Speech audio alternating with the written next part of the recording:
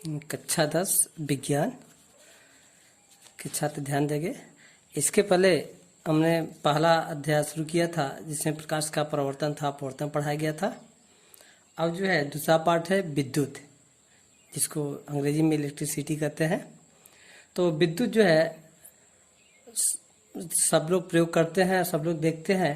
तो यह जो है विद्युत जो ऊर्जा का एक महत्वपूर्ण स्रोत है, जिनको हम घरों, विद्यालय, अस्पताल, उद्योग आदि में जो है उसका उपयोग किया जाता है।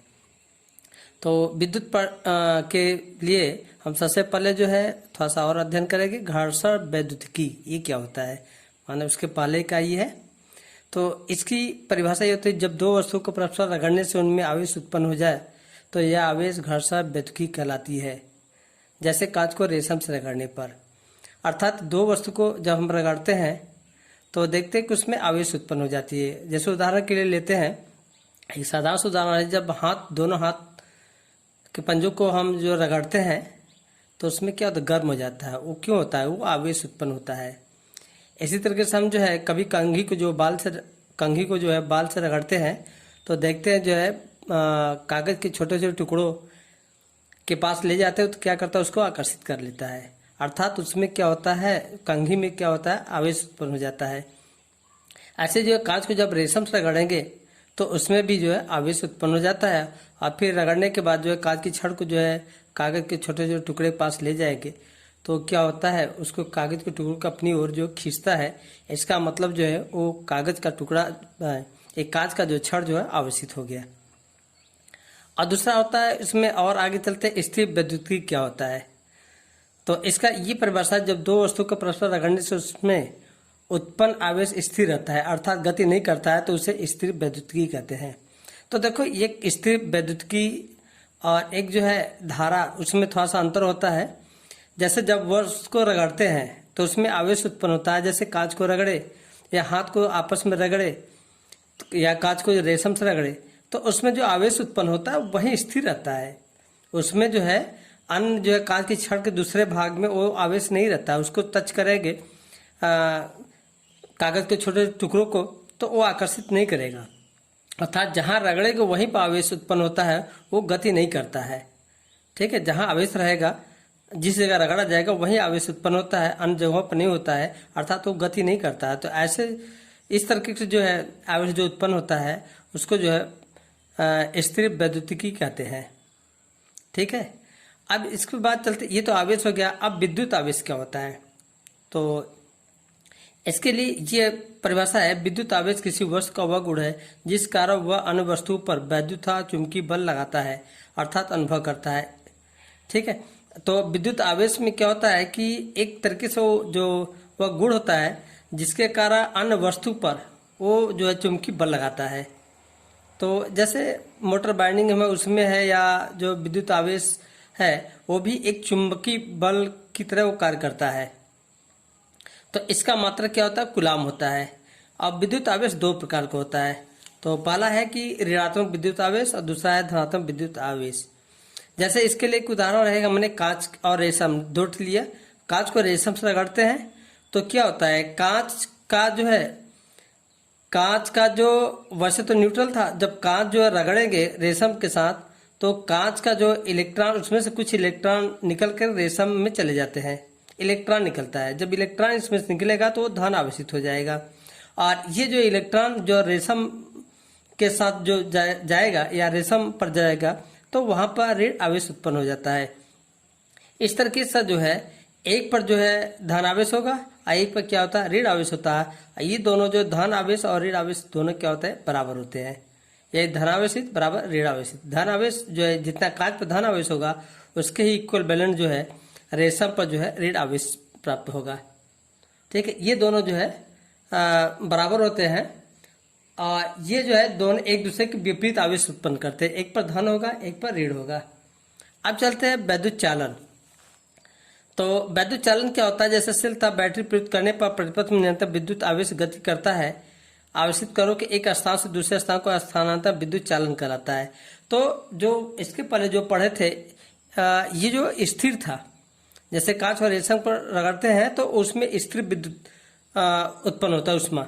लेकिन यहाँ पर क्या होता है, आवेश प्राप्त होता है यहाँ पर। और इसमें क्या होता है, विद्युत जो चालन होता है, जैसे हम एक बैटरी ले, टॉर्च का जो है सेल ले, उसके दोनों सिरों को जो है एक तार से जोड़ दे, तो उसमें क्या होता है, विद्युत धारा जो है या आवेश जो है प्रवाहित होने लगती है।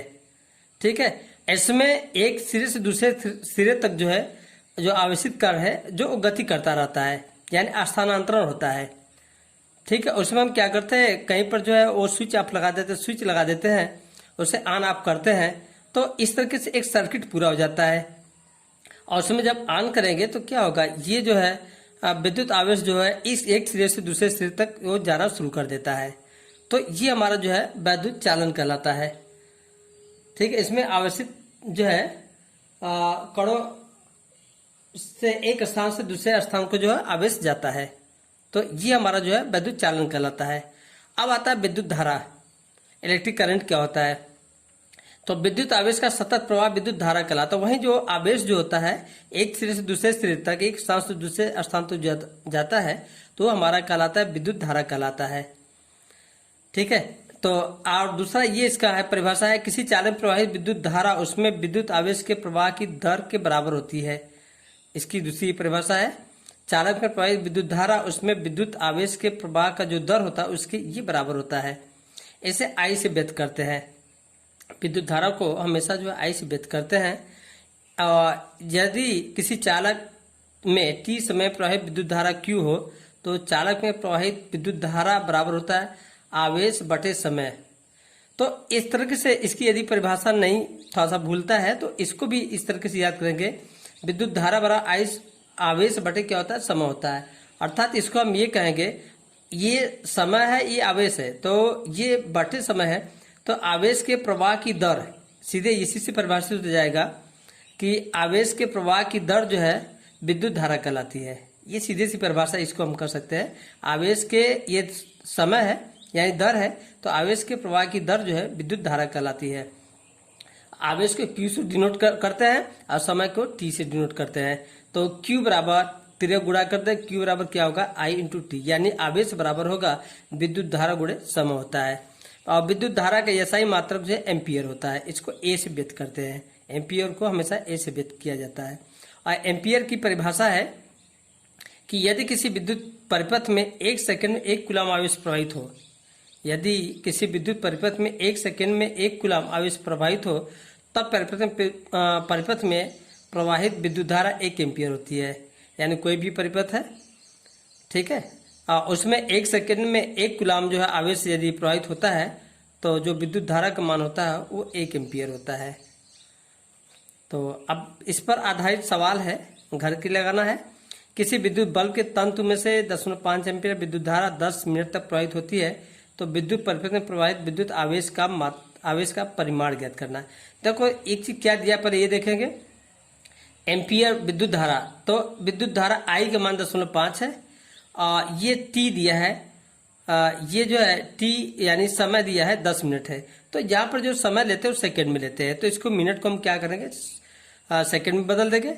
अब आवेश का मान ज्ञात करना है, तो आवेश की जो परिभाषा है Q बराबर I इंटू टी होता है, यानी विद्युत धारा गुणे समय। तो ध्यान देना हमेशा T जो है यानी समय जो है सेकंड में व्यक्त करेंगे, और विद्युत धारा I का मान हमेशा एम्पियर में होता है। और दूसरा सवाल ये है, एक ताबे के एक तार से होकर 5.010⁻18 अब मुक्त इलेक्ट्रॉन प्रति सेकंड प्रवाहित हो रहे हैं। चालक में धारा का मान ज्ञात कीजिए। और दिया है इलेक्ट्रॉन पर जो आवेश होता है 1.6 और गुणे 10⁻⁻19 कूलम होता है। ये फिक्स होता है, इसको हमेशा याद रखना भी चाहिए ये वाला। और ये मुक्त इलेक्ट्रॉनों की संख्या है, ठीक है, ये हमारा जो है मुक्त होकर इतना मुक्त इलेक्ट्रॉन, तो जो मुक्त इलेक्ट्रॉन है इसको हम n से व्यक्त करते हैं, यानी n बराबर होगा 5.0 और गुणे 10⁻18 होगा। ये हमारा n का मान है।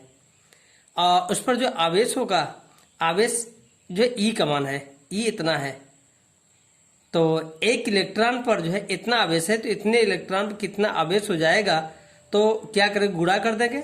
अर्थात ये हमारा होगा Q बराबर होगा n इंटू E होगा। अर्थात एक इलेक्ट्रॉन पे इतना आवेश है तो इतने इलेक्ट्रॉन कितना आवेश होगा इसका इसके साथ गुणा कर देंगे। और यन हमारा क्या है, इलेक्ट्रॉन की संख्या है, ई क्या है, उस पर आवेश है, एक इलेक्ट्रॉन पर आवेश की संख्या है, तो Q equal to n into e होगा। अब देखो विद्युत धारा का मान ज्ञात करना है। विद्युत धारा I बराबर होगा, यहाँ पर लिखा गया I बराबर Q into T, Q upon T होगा। तो इस तरीके से हम ये निकाल लेंगे। ठीक है, तो ये अपना जो है ये घर पर कर लेना, और फिर आंसर जो है अगले दिन इसका हम बता दें कि कितना आएगा। ठीक है, तो धन्यवाद।